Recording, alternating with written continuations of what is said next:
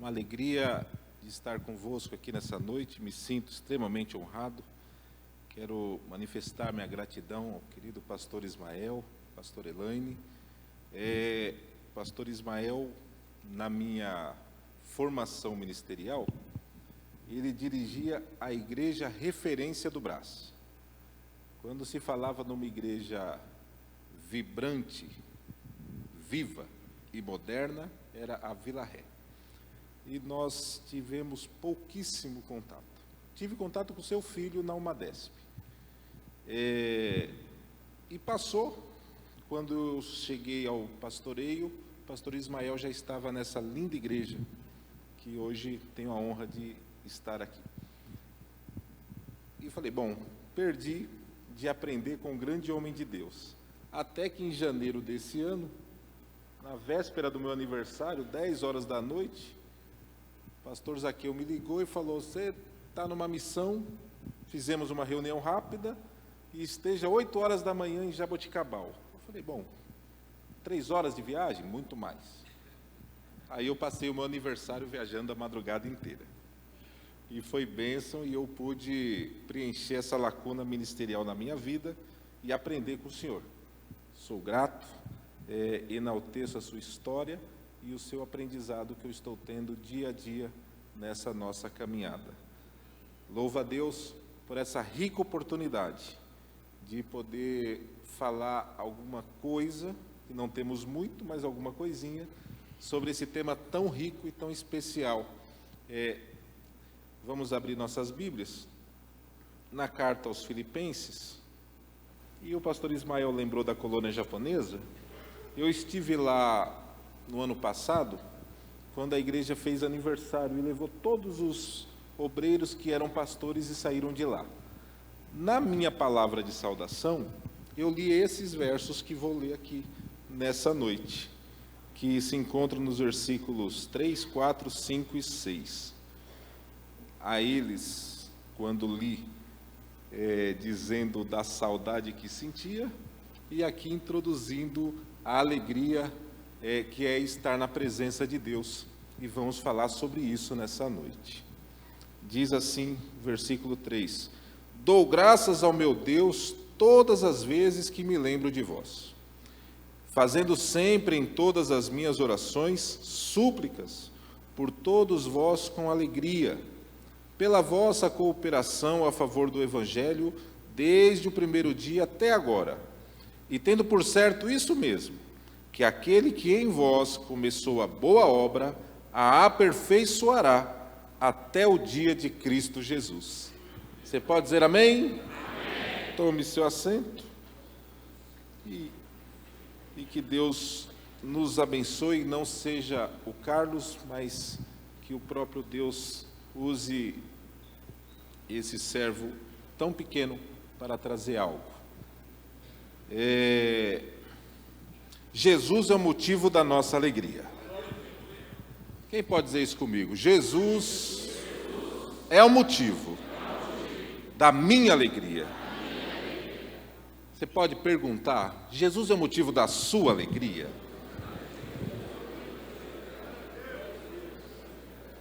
Eu questiono quais seriam os motivos da nossa alegria.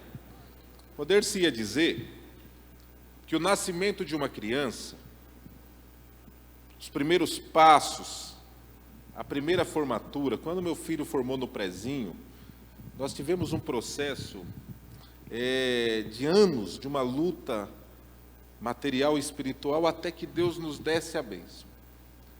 E na formatura do prezinho, eu estava sentado enquanto a mãe vinha com ele. Eu até brinquei com ela, falei, é a última vez que você vai entrar com seu filho na formatura. Na próxima ele vai escolher outro tipo de acompanhante. E quando eles entraram, eu chorava copiosamente, agradecendo a Deus por poder ver algo que a ciência diz que eu não poderia ver.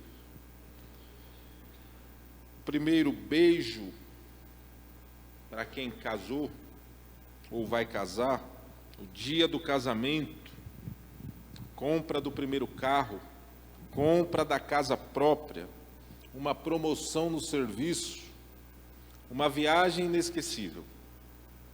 São tantas razões que nos dão alegria, que nós podemos passar aqui horas. Mas vamos sempre cair num ponto. A alegria nas nossas vidas, ela marca um momento especial. Nas nossas vidas, a alegria marca um momento especial. Aquele momento, eu fui feliz. Posso dizer que a vida é uma longa viagem, uma longa caminhada.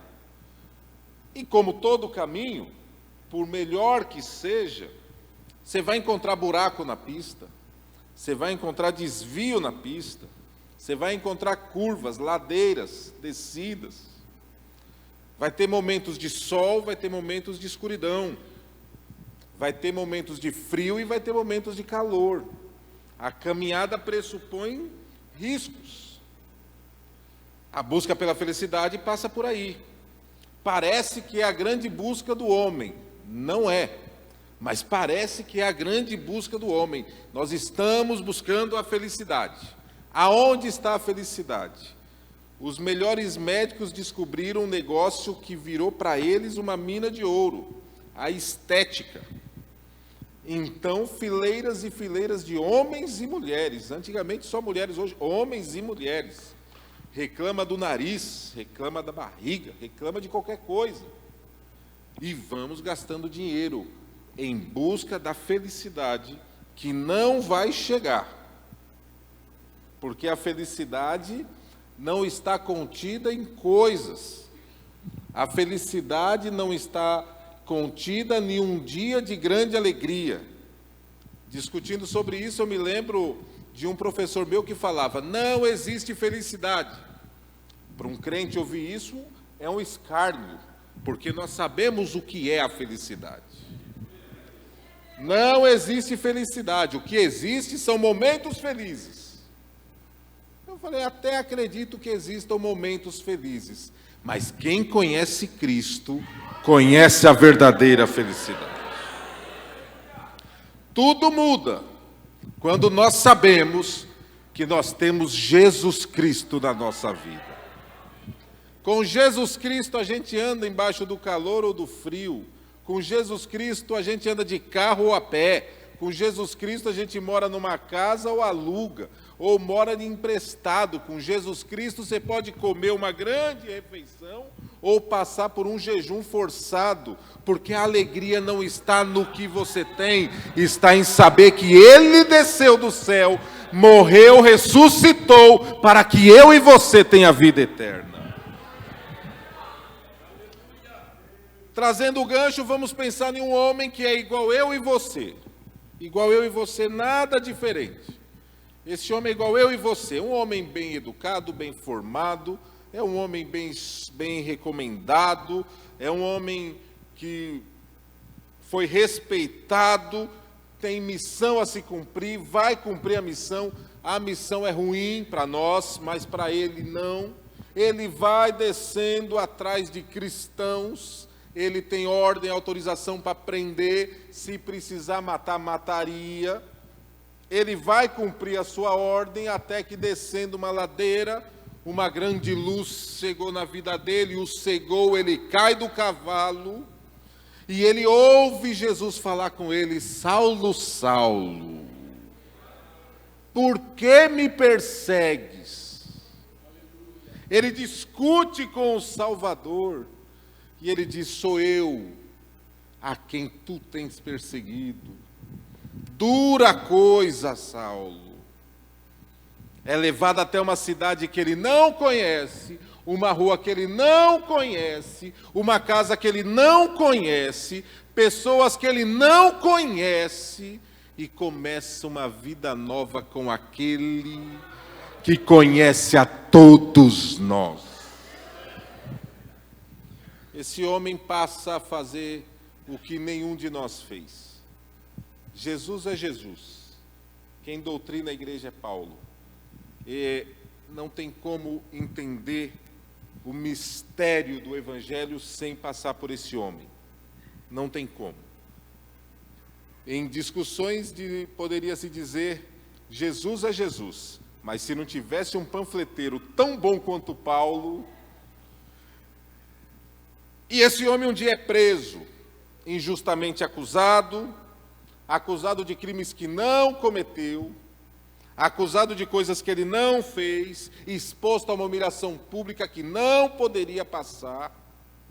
A morte dele é calculada e contada em horas. Enquanto Paulo não morrer, ninguém come. Ele levaria ainda anos de vida. Eu acho que eles voltaram a comer. Deus está com ele. Julgamento injusto, exposição pública. Ele faz o apelo. E quando ele faz o apelo a César, assinava ali a sua sentença de morte. Ainda em Jerusalém, Paulo assina a sua sentença de morte, pois sabia, ninguém vai a César no apelo e sai vivo para contar a história.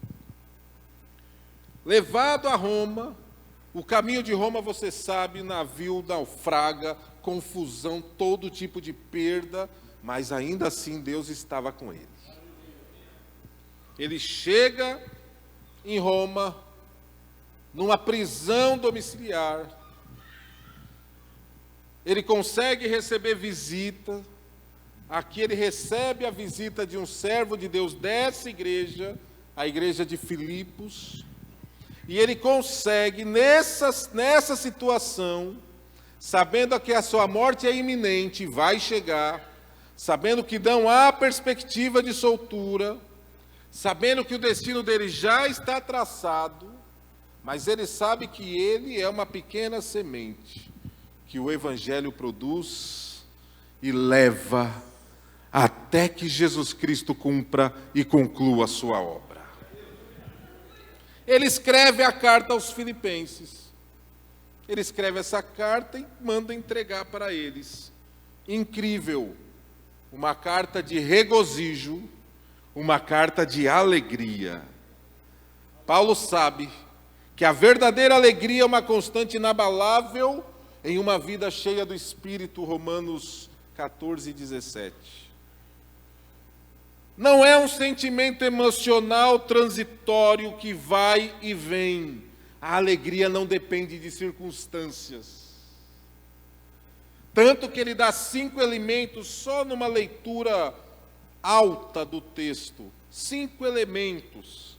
E ele vai falar: eu tenho a alegria da recordação. Dou graças a Deus toda vez que me lembro de vós. Tudo que a gente faz, tudo que nós produzimos, tudo que nós interagimos, se torna história. Nós podemos até esquecer, mas um dia essa história será lembrada. Não vamos longe, mas lembre, um rei passou uma noite sem dormir. Quando acorda exacerbado, chama algum dos seus assessores: traga-me as crônicas, eu não consigo dormir. Ao momento que tudo que nós fazemos será lembrado, e tudo aquilo que você faz para o Senhor será motivo de alegria. Ele fala da alegria da intercessão, sempre oferecendo oração com alegria no meu coração por cada um de vós. Ele sabe, eu estou preso, eu estou encarcerado, mas os irmãos de Filipos oram por mim. E vocês saibam, eu oro por vós. A oração, a intercessão, orar pelo outro, se preocupar pelo problema do outro, se preocupar com a dor do outro, com o sofrimento do outro, com a bênção de Deus na vida do outro. É tão difícil falar sobre isso. Nós somos uma sociedade totalmente egocêntrica, totalmente eu e mais eu. Alguém que se preocupa com a vida do próximo só pode trazer alegria ao meu e ao seu coração. Quem me entende? Alegria da participação. Alegria da participação. Tendo em vista a sua participação no Evangelho, desde o primeiro dia até agora. Versículo 5. Esse elemento é a koinonia, que nós traduzimos normalmente como comunhão, mas aqui expandida, porque se eu tenho comunhão, eu participo da necessidade do outro. Se eu tenho comunhão, eu posso compartilhar algo com quem precisa. Aqui eles recebem um homem, um servo de Deus, que vai até Paulo, cuida dele, fica doente, Paulo ora, ele melhora e volta para contar o que Deus fez. É bom participar, é bom ter comunhão, é bom compartilhar. Você pode dizer glória a Deus? Encerrando a minha breve introdução, a alegria da antecipação. Pois estou certo, isso mesmo, que aquele que em vós começou a boa obra, vai completá-la até o dia de Cristo Jesus. Paulo sabe que a hora da sua morte está próxima, pode ser amanhã. Qualquer hora sai o decreto de César e não há o que se discutir, como não houve. Como não houve. A hora que chegou, espada na mão e Paulo morto. Mas ele sabia, se o Senhor falou, eu não preciso nem esperar para me alegrar, porque Ele é fiel. Se Ele prometeu, passam-se céus e terra, mas a sua palavra não há de passar. Pergunto humildemente, eu tenho. Quem aqui tem promessa de Deus? Levanta a mão só para eu ver quem tem promessa de Deus. A alegria que Paulo traz é essa. Nem precisa chegar, eu sei que eu já recebi, porque o Senhor que prometeu é fiel, a sua palavra não cai por terra. Você pode dizer glória a Deus, você pode dizer glória a Deus. Esse Deus é bom, é a razão da nossa alegria. É a razão da nossa satisfação, é a razão do nosso amor, é a razão da nossa vida. Se você está aqui, é porque Ele tem cuidado de você. Peço licença ao nobre pastor, você pode aplaudir a Jesus por isso. Ele está aqui, Ele está aqui. O texto, pastor Ismael, que o senhor me deu, foi tão bem explanado, que eu me permito, se o Senhor me autorizar, com algumas pouquíssimas observações, proceder numa leitura dinâmica, porque é tão rico e eu fui tão alimentado com essa palavra que eu quero compartilhar com vocês. Jesus é a razão da minha alegria. Sou feliz, sou mais feliz hoje do que era ontem. Eu sei que tudo que Ele prometeu vai chegar.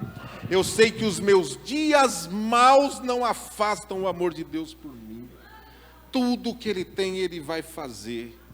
Tudo que Ele fez, eu tenho que lembrar. Tudo que acontece na minha vida, o Senhor, Ele tem cuidado. Ele cuida de mim e cuida de você. Ele é fiel. Amém? É o livro do amor. É a carta do amor. O tema é a alegria. Dentro de uma prisão. O tema é a alegria, esperando a morte chegar. O tema é a alegria, sem poder olhar a luz do sol. O tema é a alegria no frio da noite. O tema é a alegria na solidão de companhia. O tema é a alegria, não posso mais fazer o que eu já fiz, mas o Senhor é o mesmo. O tema é a alegria, não importa como eu esteja, o Senhor permanece o mesmo. Ninguém pode tirar a minha alegria, ninguém pode abalar a minha alegria, nada pode aplacar a alegria que eu sinto. Ela é viva, porque ela está consubstanciada na pessoa de Jesus Cristo. E por que nós temos essa alegria? Porque nós temos essa alegria? Porque em Cristo nós temos uma nova identidade que não se quebra.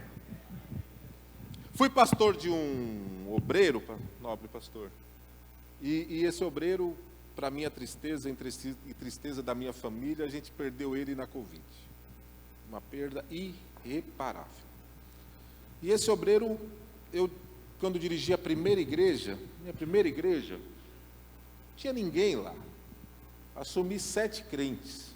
Uma igreja linda, 5 andares, 7 crentes. No dia da posse, uma irmã lá da colônia japonesa falou: mas pastor Carlos, não tem ninguém na igreja. Aí eu falei para ela, eu era o ilustre desconhecido. Aí eu falei para ela, minha querida irmã, se tivesse 200 crentes aqui, era eu que vinha? Dela, não? Eu falei, não. Como não tem ninguém, Deus manda eu. Quando tiver 200 crentes, eu já estou. Aí ninguém pode me tirar. Um dia eu chego na igreja e tem um cidadão lá, moreno, cavanhaque, uma jaqueta de couro. Eu olhei e já estava na porta, era o porteiro da igreja. Eu falei, mas eu nunca vi esse cara. Entrei, ele foi me deu um abraço, falei, calma lá. Aí eu chamei um obreiro, falei, você conhece? Conheço, é o José Antônio. Eu falei, e vem da onde? Nem te conto.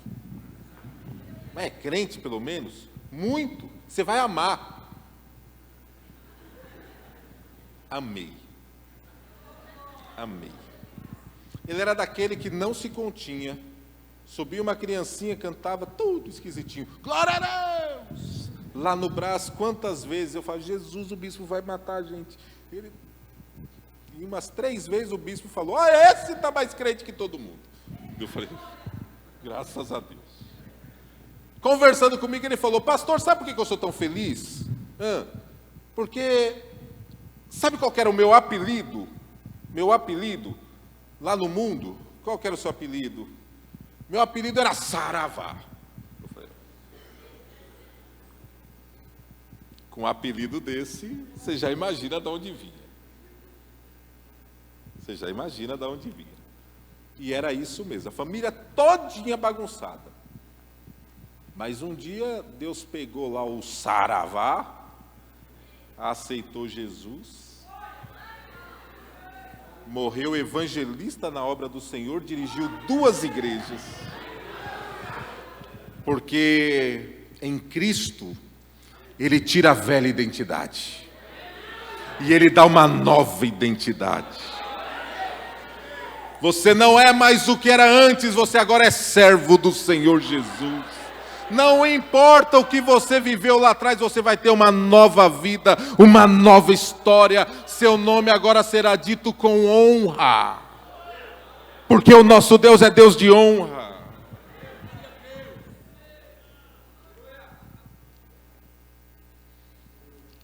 Nós somos servos de Jesus Cristo. Não é mais o fulaninho de tal. Agora você é chamado irmã, irmão.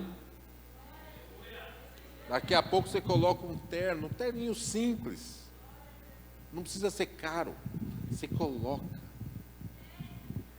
E começa a mudar a sua história.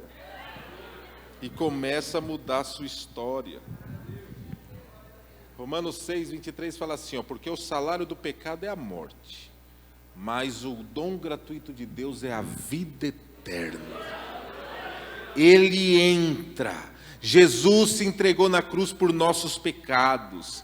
Ele nos redimiu. Ele pagou a nossa dívida. Eu e você fomos redimidos, perdoados pelo sacrifício vicário de Jesus Cristo na cruz. Você tem um novo nome, você tem um novo tratamento, você tem uma nova identidade e ninguém poderá questionar isso em você. Não bastasse isso, nós somos santos em Cristo Jesus. E quando falamos santos aqui, evidentemente, não falamos da hipocrisia, de achar que eu posso ser melhor ou pior que alguém, não. A coisa mais linda do Evangelho é que todos nós somos igualados. Ninguém é maior, Todos somos miseráveis pecadores. Todos somos abençoados e alcançados pela graça de Deus. Todos os que aceitamos a Jesus Cristo fomos redimidos dos nossos pecados. Todos nós tivemos oportunidades, a cada um, Deus começa a trabalhar e começa a separar. Você vai para cá, você vai para lá, você vai ali. Todos são fundamentais para a expansão do Evangelho, todos. Então não tem maior ou menor, mas é em Cristo Jesus que nós somos santificados. É nele que nós somos abençoados. É nele que nós começamos a andar e viver. Nós nunca seremos perfeitos. Até Jesus Cristo fala, quando nós vamos estudar lá o Sermão do Monte, ele fala, tem que ser perfeito. Mas como ser perfeito? Como ser perfeito? Aí, estudando um pouquinho, nós vamos entender, não precisa ser perfeito que ninguém o será. Mas nós vamos amadurecendo a cada dia. Um passo de cada vez, nós vamos alcançando. Eu estudei, quando eu estudava no colégio, eu li aqui, eu lembrei, quando eu estava lendo. Eu sempre fui muito mal em matérias de cálculo, sempre fui muito ruim. E eu ia mal especialmente nas matérias de biologia, matemática, física, química, eu sempre ia mal. Quem fala não consegue. Eu ia mal. E eu cheguei para uma professora que não gostava de mim. A gente estava brincando de tacar giz e eu taquei o giz na hora que ela abriu a porta. Ela passou a não gostar de mim. Eu até entendo ela. Mas eu precisava recuperar uma nota vermelha que eu tive. E falei para ela, professora, eu sei que a gente não se dá muito bem, mas eu preciso da sua ajuda. Você precisa? Preciso da sua ajuda.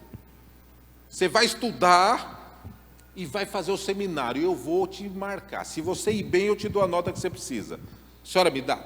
Eu não vou te trair, eu vou fazer. Então tá bom, vou estudar. E o que eu estudei? O poder da seiva. O que é?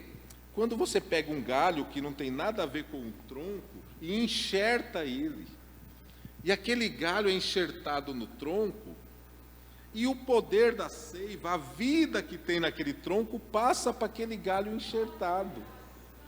Então, a beleza daquilo lá vai àquele outro que não tinha nada. É mais ou menos como eu e você. A gente não era nada, não tinha nada, não valia nada. Mas um dia nós fomos enxertados em Cristo Jesus. Ele é santo. Por consequência, eu e você também somos santos. Olha como Jesus é bom. Nós estamos unidos nele. A sorte dele é a nossa. Ele nunca perdeu uma batalha. Você acha que você vai perder? Ele nunca perdeu uma noite de sono. Ele está no barco, o barco está naufragando, a tempestade é forte demais. Os discípulos estão desesperados e Jesus está dormindo. Mestre, mestre, nós vamos morrer. E Jesus acorda mal-humorado, porque ninguém gosta de ser acordado de sopetão.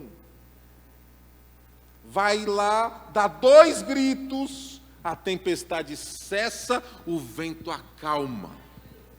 Porque Jesus não está preocupado com o vento, com a tempestade, com o barco, ele sabe. O barco não vai afundar. Ele saiu de um lado, ele vai chegar do outro. Você não vai afundar. Você tem razão para ter alegria em Cristo Jesus. Você está enxertado nele. Se ele é vencedor, você também é vencedor. Você pode glorificar o Senhor.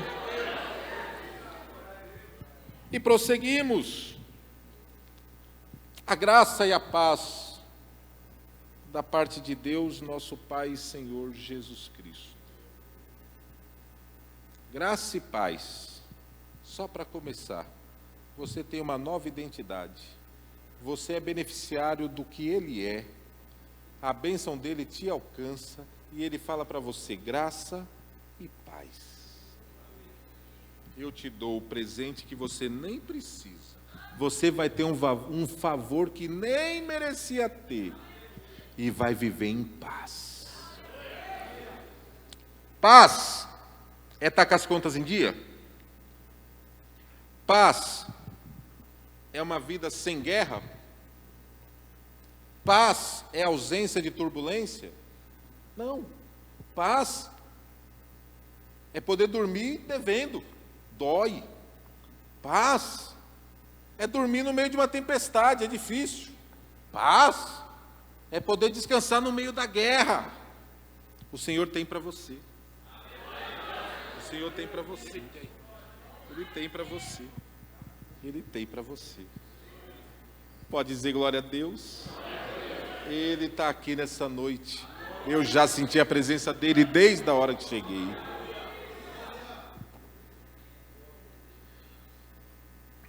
Vamos prosseguir, que tem tanta coisa boa.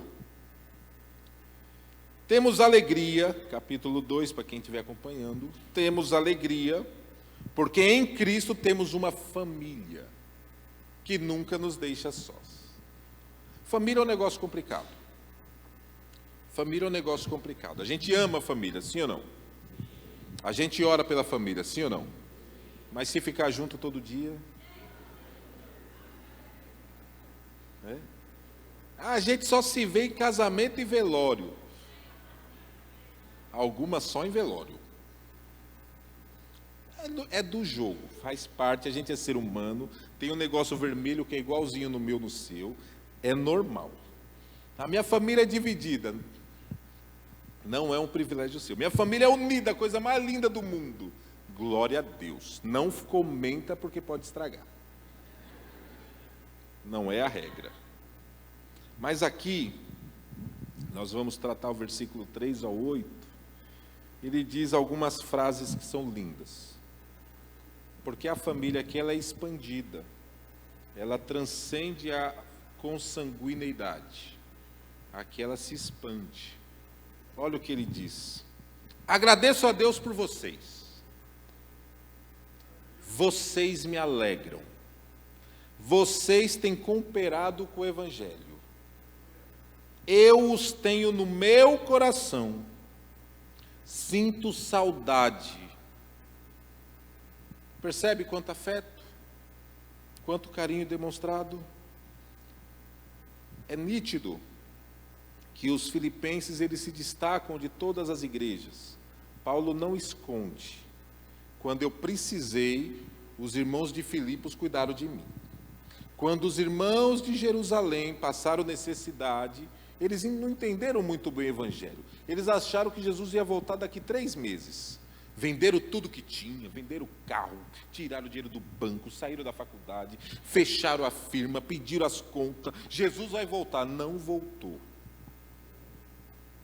Empobreceram. Quando eles empobrecem, a igreja de Filipos se levanta. Nós vamos ajudar. Nós vamos ajudar. E essa é a razão. Paulo não olha para eles como apenas os crentes de Filipos. Não, é minha família. E isso é uma coisa, pastor Ismael, que tem caído em desuso. A gente tende a viver um evangelho ruim, que distancia as pessoas. Qual foi a crise? Qual foi a crise da pandemia que nos assolou? Nós nos afastamos, nós nos isolamos, nós passamos a não se aproximar, a não tocar, a não se abraçar. Os prejuízos foram inimagináveis. O individualismo ele passou a reinar, porque se não há coletividade, não coletivismo, mas se não há coletividade, como estamos aqui reunidos na presença dele, se não há isso, é cada um por si. Evangelho não é cada um por si. Evangelho é todos por todos e Jesus por todos nós.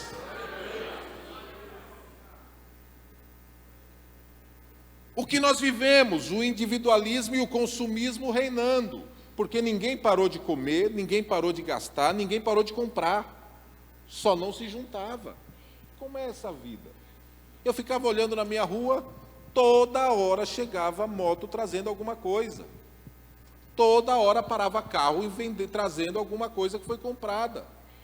Em todas as casas da rua. Porque o mundo não parou, mas a gente deixou de se juntar. Quando acontece isso, a gente perde a interação. Se eu perco a interação, eu não consigo saber se você está alegre. Eu não consigo saber se você está chorando. A palavra de Deus diz: alegrai-vos com os que se alegram, chorai com os que choram. As relações, elas não foram expandidas, elas se retraíram. Eu fazia uma festa em casa e enchia a mesa. Já não faço mais festa, agora é pizza para 3. Então eu não sei mais como é que está lá. Eu não sei como é que as pessoas podem me ajudar ou eu posso contribuir. Cada vez mais, os relacionamentos se tornam virtuais e não pessoais. Antes de vir para cá hoje, pastor Ismael, nós sentamos os 3 à mesa, ninguém com celular na mão, e todo mundo tem celular, tablet, todo mundo tem tudo. Até as crianças, é uma beleza. Mas todo mundo sentou sem nada na mão, demos as mãos, agradecemos a Deus, pedimos para Ele cuidar da gente na viagem, partilhamos a nossa refeição e saímos felizes dando glória a Deus. Mas os relacionamentos se tornaram virtuais. A palavra de Deus diz, lá desde o Éden, não é bom que o homem esteja só. Não é bom que o homem esteja só. Em Cristo, nós nos tornamos um. Em Cristo, nós somos família. Em Cristo, nós ajudamos na necessidade uns dos outros. Em Cristo, nós podemos estender a mão a quem precisa. Em Cristo, nas nossas alegrias são compartilhadas. Em Cristo, nossas tristezas, nossas dores são mitigadas. A gente consegue dividir, consegue receber conforto, consegue receber acolhimento. O poder do abraço é inigualável, a gente fala dele já já. Em Cristo Jesus, nós somos um. E digo, a igreja é a nossa família. Nós temos que entender, a igreja ela tem que ser vista como família. Nós conhecemos a igreja como hospital. A pessoa vem todo quebrado, é tratado e vai embora. Curado, mas vai embora. Por que vai embora? Porque a necessidade o trouxe, mas a família não o segurou. Ele vem, ouve a palavra, canta os louvores, sente a presença de Deus. Deus faz uma obra, ele melhora. Quando ele melhora, ele vai embora. Que ele só veio em busca de um auxílio médico espiritual, mas ele não integrou a família. Nós temos que entender. A igreja é a família que Deus deu para mim e para você. Talvez não substitua a do sangue, mas às vezes ela é melhor que a do sangue. Quem me entende pode dizer amém? A igreja é a família que cuida uns dos outros. Os filipenses eram assim: é dinheiro? Manda dinheiro. É visita lá em Roma? Epafrodito vai lá. É oração? Estamos orando. É afeto? Te amamos. A igreja cuida uns dos outros. Falei agora de abraço. A igreja tem que voltar a abraçar. A igreja precisa voltar a abraçar. Eu e você. Você não faz ideia o que o abraço é capaz. O abraço é assim, quanto mais apertado for, mais bem-estar ele transmite. Ninguém gosta de nada apertado, sim ou não? Quem gosta de coisa apertada? Sapato apertado, camisa apertada. Ninguém gosta. Mas e abraço apertado? O abraço afasta o estresse e a depressão. Depressão, a despeito de tudo que se pode falar dela, ela é uma consequência de solidão. Depressão ela é resultado de solidão. Você nunca vai achar uma pessoa deprimida que não esteja vivendo em solidão. Muitas vezes, solidão dentro de uma multidão. Muitas vezes, solidão dentro de uma família grande. Às vezes, dentro da igreja. O abraço, ele ajuda. É a cura total? Não. Mas ajuda. Quem me entende? Abraço previne doenças. Abraço previne doenças. Teve uma história, é uma história linda. Essas historinhas de internet, às vezes sai coisa boa. Uma história linda. Nasceram duas crianças gêmeas, uma saudável e outra doentinha. Uma saudável e uma doente. A criança saudável, estranhamente, inesperadamente, coloca o bracinho sobre a criança que está doente. E a partir daí a criança doente começa a melhorar. Porque o abraço cura. O abraço transmite emoções. Quando se abraça, você sente o pulsar. Transmite emoções. O abraço salva vidas. Salva vidas. A pessoa está indo se jogar da ponte, encontra alguém, recebe um abraço.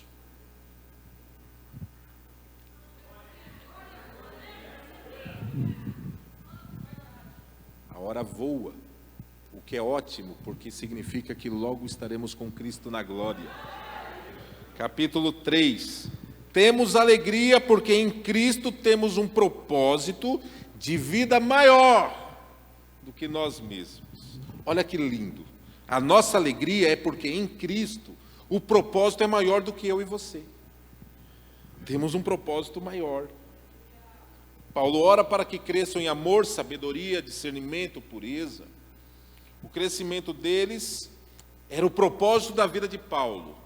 Paulo um dia foi lá, abriu essa igreja, até numa situação muito interessante, ele estava com Silas e fala, vamos para Bitínia. Eles queriam ir para o outro lado, mas o Espírito os levou até Filipos. Quando chega em Filipos, bom, Silas, sábado, a gente vai procurar os homens judeus e vamos entrar na sinagoga. Não acharam homens judeus na sinagoga, mas acharam mulheres orando. Entre essas mulheres acharam Lídia. E essa mulher apresentou a sua família, e a sua família aceitou a Jesus. Quando essa família aceita Jesus, se torna a primeira família da Europa a aceitar Jesus. A partir daí começa a igreja de Filipos, ou a igreja dos filipenses. Paulo amava eles de uma forma extraordinária, como aquele primeiro investimento que fez até se tornar uma obra grande. Se eu perguntar quem daqui, pastor Ismael, está nessa igreja há 50 anos, talvez apareça alguns e vão dizer, eu lembro quando começou essa obra, e olha o que Deus fez. O crescimento era o propósito de Paulo, era a razão do seu trabalho. Ora, Paulo preso, ele pode visitar os filipenses? Sim ou não? Paulo preso, ele pode cuidar dos filipenses irmão por irmão? Não, ele pode fazer pouca coisa. Ele pode fazer pouca coisa. Mas ele está preso. Ele está preso. A palavra de Deus não está. A palavra de Deus não está.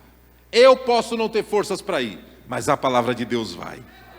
Eu posso não me fazer chegar, mas a palavra de Deus vai, ela alcança onde você não imagina.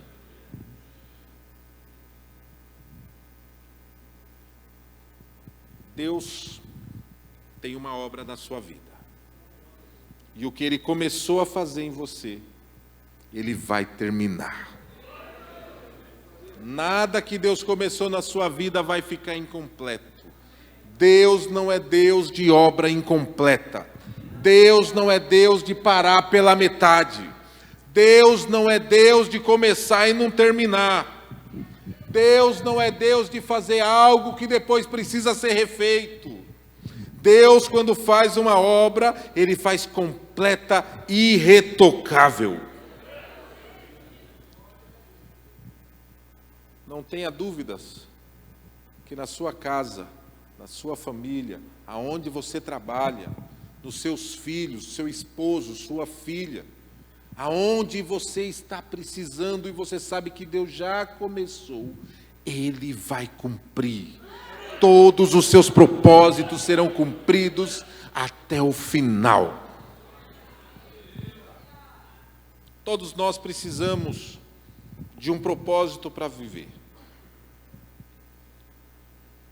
Todos nós precisamos de um propósito para viver. Eu preciso, você também precisa. Paulo sabia para que ele foi chamado. Paulo sabia. Lucas um dia comenta com ele e fala: Paulo, precisamos escrever uma história sobre você. Não faça isso. Mas eles precisam saber: não faça isso. A minha história é irrelevante. A minha história é irrelevante. Eu não salvo ninguém, eu não batizo ninguém, eu não curo ninguém. Quem faz tudo é o Senhor Jesus. Não é de mim que tem que falar, Lucas, tem que falar dele. E Lucas aceita isso, até que Paulo vai preso. Quando Paulo vai preso, bem relacionado entre os gregos, ele fala: quer saber? Vou começar a história do começo. Aí o primeiro livro de Lucas, o seu Evangelho, fica amigo de Maria, mãe de Jesus, e escreve o melhor dos evangelhos. O melhor em termos de requintes, de detalhes. O mais detalhado dos evangelhos. E escreve o seu segundo livro. No segundo livro ele começa ali contando a história da igreja, a base é Pedro, mas depois ele olha para um lado, olha para o outro e fala: quer saber? Paulo já está lá preso em Roma, ele não vai brigar comigo, eu vou escrever a história dele. Ele vai lá quando Paulo caiu do cavalo e começa. O livro de Atos é tão incrível, porque ele tem duas explicações para não terminar. Não termina o livro de Atos. E tem duas explicações. E as duas são tão maravilhosas. A primeira é a lógica, a real, a histórica. Lucas foi preso. Ele está no esconderijo e ele é preso. Se você ler os últimos 5, 6 capítulos, é escrito assim, toque de caixa. Ele está com pressa para escrever logo. Se você ler, você percebe que o ritmo aumenta. O ritmo dos últimos capítulos de Atos é diferente do começo. É rápido. Ele é preso e o livro não é terminado. Mas tem uma história e explicação espiritual. Porque o propósito na vida de Paulo era muito claro. Mas o propósito de Deus não se restringe a Paulo. Atente a isso. O propósito de Deus para a igreja vai muito além dos homens que conduziram a igreja. Porque o livro de Atos ainda está sendo escrito. E ele está sendo escrito por você. Está sendo escrito por você. Está sendo escrito por você. Está sendo escrito por você. Aonde você estiver, você é igreja. E o livro continua sendo escrito. Porque a história não acabou. O evangelho com Paulo foi algo inimaginável. Mas Paulo não foi o único nome. Quantos nomes nós podemos acrescentar nessa lista? Quantos tiverem daqui por diante, cujo propósito seja ele, o livro continua a ser escrito. Quem consegue me entender? A gente lê, Paulo foi especial, foi, mas você também é. Paulo foi especial, é verdade, mas não foi o único. Quando ele morre, o evangelho não acaba, ele continua através dos séculos, continua através de mim e de você. Entenda, suficiente é só Jesus. Repita isso, Jesus é suficiente para minha alegria, para os propósitos, para a minha vida, para a minha história, para as promessas, Eu não preciso de nada, você não precisa de nada. Nós precisamos de Jesus. Levanta sua mão e glorifica a Deus.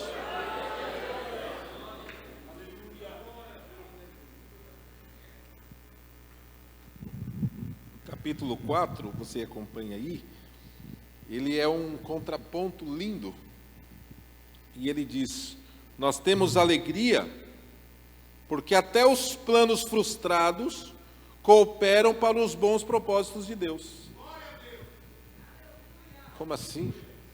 Até a minha frustração coopera? Coopera. Coopera. Coopera. Eu gosto de estar feliz. Eu gosto quando as coisas dão certo. Eu gosto quando eu coloco a mão e a coisa prospera. Eu gosto quando eu começo a fazer e dá tudo certo. Mas me peguei me questionando um tempinho atrás. Me peguei me questionando. Deus me deu uma graça tão linda. Eu dirigi 6 igrejas, Vila Sabrina é a 6ª igreja que eu dirijo. Em todas elas, pastor Ismael, eu vi um ir embora, 5 vinha. Em todas elas, estava bem demais. Todas elas, eu saí e de vez em quando alguém me liga, que saudade. Todas elas. Até as que eu não gostei de ir, que era longe demais. Não sei, eu moro em Santo André e o bispo mandou eu dirigir uma igreja que é menor que esse púlpito. Até aí tudo bem, que eu sou humilde. Só que ela ficava a 45 quilômetros. Eu saía de Santo André, tinha que ir até o CEAGESP, Anhanha-Melo, Salim Faramaluf, Marginal toda. E a outra, e se eu fosse pelo outro lado, era ainda pior. A Avenida Bandeirantes, Marginal Pinheiros. Eu não me lembro se eu consegui, no tempo que eu fiquei lá, 5 vezes sair da igreja no domingo e chegar em casa domingo. A maldita Marginal, tanto a Pinheiros quanto a Tietê, só faz reforma à noite e nos domingos. Então, onde que eles estão reformando hoje? Entrava na Pinheiros, uma hora parada. Entrava na Tietê. Oh, Jesus. Oh, Jesus. Aí não dá, né? Aí não dá. Eu olhava para o meu filho, pai, não é melhor a gente ir para a praia? Eu falei,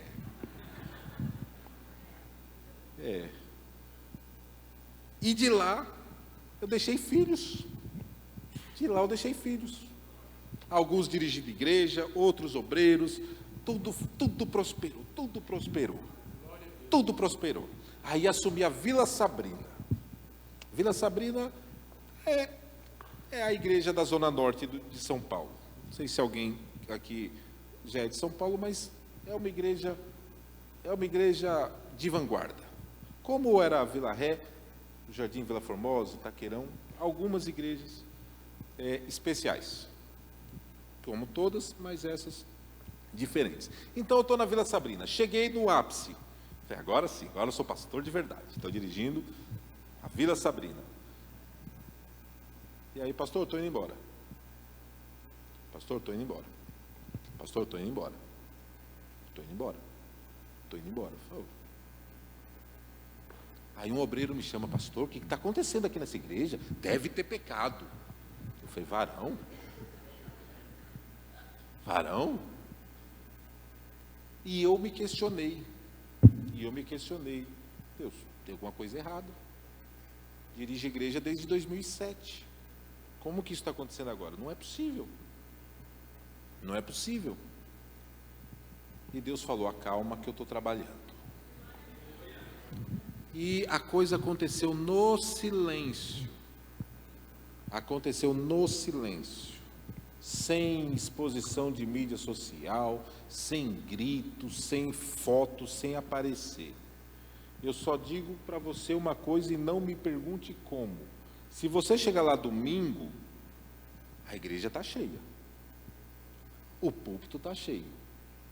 Os obreiros que Deus mandou são todos bons. Todos fazem a obra. As irmãs levantam para cantar, e a Raquel gosta de cantar com as irmãs sentadas na nave da igreja, porque se vem mais de 150 mulheres.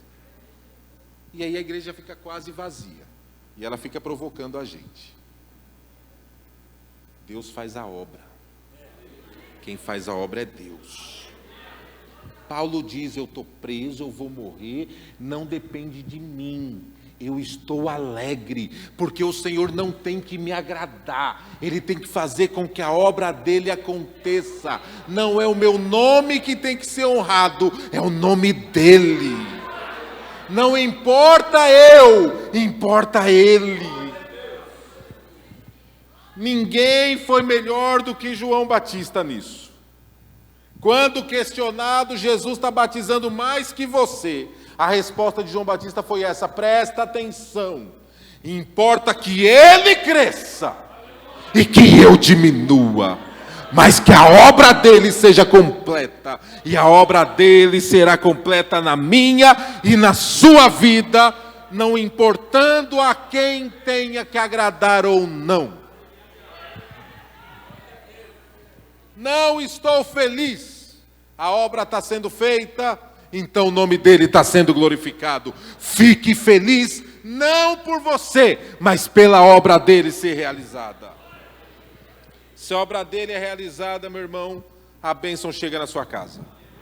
Se a obra dele está sendo realizada, você também será alvo dessa bênção.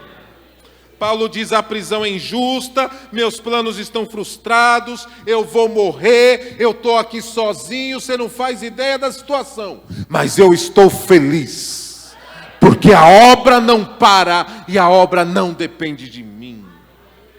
É um testemunho que se dá aos de fora. Ele está preso na guarda dos pretorianos. Todo dia tem amarrado com ele pelo menos um. Mas todo dia, esse um que está com ele, coitado. Se eu não posso falar para uma cidade, quem está do meu lado vai ouvir. Se eu não posso subir no púlpito e pregar, meu amigo, o problema é seu, você vai ouvir. Daqui a pouco eles falam, tem que matar esse cara, a gente vai tudo virar crente, é a gente que vai ser perseguido. O evangelho contagia. Ele encoraja os que são de dentro. Pensa assim, os irmãos que estão em Roma, todo mundo ia para Roma porque Roma tinha comida. Parece brincadeira de criança. Todo mundo ia para Roma porque Roma tinha comida. O mundo girava em torno de Roma. Todo mundo ia em Roma porque lá tinha grãos. Eles tinham lá alguns prédios, alguns apartamentos, mas as pessoas não moravam nesses apartamentos, porque eram pequenos, desconfortáveis, e o clima era bom. Dormiam nas praças, numa boa. O mundo era outro. Estamos falando de uma época que não havia nenhuma exigência em níveis sanitários. E eles se alimentavam daquilo que chegava. Então não importasse quem fosse, de onde viesse e para onde iria. Em Roma, ninguém passa fome. Isso, para a época, era uma questão de sobrevivência. Era questão de certeza. Lá eu não vou passar necessidade. Então, os irmãos que vinham para Roma, eles tinham Paulo preso como a referência. E eles, se olhando para Paulo preso, pregando do jeito que pregava, causando as confusões que causava, eles se enchiam de coragem. Se ele preso faz o que faz, por que a gente não vai fazer o que ele faz também? Chegava um navio, eles iam lá buscar comida e falavam de Jesus. Iam dormir nas praças, a conversa era Jesus. A coisa começa a pegar, a coisa começa a crescer. Não tem tempo, eu já tenho que terminar, já é 9h15, até 9h20 eu posso ir, pastor? Então mais 5 minutos eu encerro. Se pudesse a gente falaria até o que aconteceu daqui 300 anos, mas não vamos. Paulo explica tudo isso, a suficiência de Jesus e essa situação toda, no próprio livro de Filipenses, de 11 a 13. Porque ele está nessa situação, mas a coisa está acontecendo. Ele fala exatamente assim: não digo isso por causa de necessidade, porque eu já aprendi a contentar-me com as circunstâncias em que me encontre. Sei passar falta, sei também ter abundância. Em toda maneira, em todas as coisas, estou experimentado, tenho experiência. Tanto em ter fartura quanto em passar fome, tanto em ter abundância como padecer necessidade. E aí a frase mais mal interpretada de toda a Bíblia: por causa disso, posso todas as coisas naquele que me fortalece. Se eu posso viver de qualquer maneira, sabendo que Ele cuida de mim na abundância ou na ausência, na necessidade, eu posso todas as coisas, porque Ele me fortalece. Isso contagia. Capítulo 5, temos alegria, porque até as frustrações e sofrimentos fortalecem a confiança na bondade de Deus. Encerro aqui. Tem tanta coisa boa, mas eu encerro aqui, falando de dois personagens da Bíblia. Porque, veja, até as frustrações e sofrimentos fortalecem a confiança na bondade de Deus. Falemos de dois. Um deles era Jó. Jó era um homem rico, Jó era um homem abastado, Jó era um homem respeitado. Jó tinha tudo. Jó tinha tudo. O inimigo tenta destruir ele, faz um acordo combinado muito estranho com Deus e destrói tudo de Jó. Jó fica sabendo que numa tarde seus filhos estão todos reunidos na casa de um dos irmãos, vem uma tempestade, a casa cai e mata todo mundo. Ele recebe a mensagem. Quando ele recebe a mensagem, ele respira fundo, ele entra no luto e fala: nu eu saí da minha mãe, nu eu voltarei para lá. O Senhor deu, o Senhor tirou. Bendito seja o nome do Senhor. Dá para imaginar a dor desse homem? Dá para imaginar a dor desse homem? O outro é o nosso herói favorito da Bíblia. É o nosso herói favorito da Bíblia. Davi. Quem aqui não ama Davi? Entrou na igreja, você ama Davi. Salmo 23 é a primeira coisa que você aprende na vida. Davi mata o urso, mata o leão, Davi mata o gigante, Davi sai do pasto, vai para o trono, Davi é perseguido por Saul, Davi poupa a vida de Saul, Davi tem como amigo Jonatas, esse amigo é especial, esse amigo morre, Davi ele é ungido rei 3 vezes, ascende ao trono 2 vezes, quando ele está lá, ele lembra do filho de Jonatas, seu amigo, vai lá buscar, é um homem generoso, é um homem especial, os seus escritos são a coisa mais linda, mas Davi tem um problema. Ele tem um problema, porque ele não entende que a confiança, a bondade de Deus é algo que transcende, e ele vai mal com os filhos, e ele vai mal na casa, na família, e ele tem problema com isso. E ele não consegue resolver esses problemas toda a vida dele. Toda a vida dele.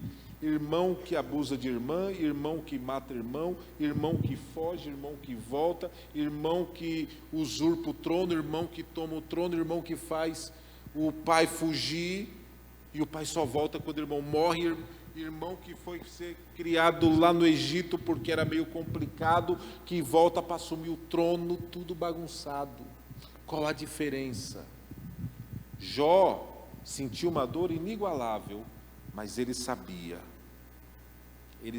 não depende de mim, depende dele. Davi sabia e entregava toda a sua vida na mão dele, mas algumas coisas ele falava: sou eu. E onde o homem põe a mão, Deus fala, vai fundo.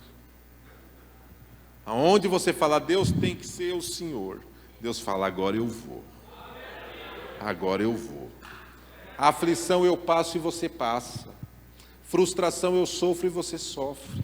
Tristeza eu tenho e você tem. Dores todos nós sentimos. Prejuízos nem queira falar. Mas a nossa confiança está em Deus. E se a nossa confiança está em Deus, pode ter todas as crises, a sua alegria está de pé, porque Ele é fiel, Ele não falha, Ele é o mesmo ontem, hoje e eternamente. Meus queridos irmãos, Deus abençoe. Obrigado pela paciência por me ouvir, meu pastor. Muito obrigado por essa honra. Deus abençoe a todos em nome de Jesus. Aplauda o Senhor Jesus, igreja.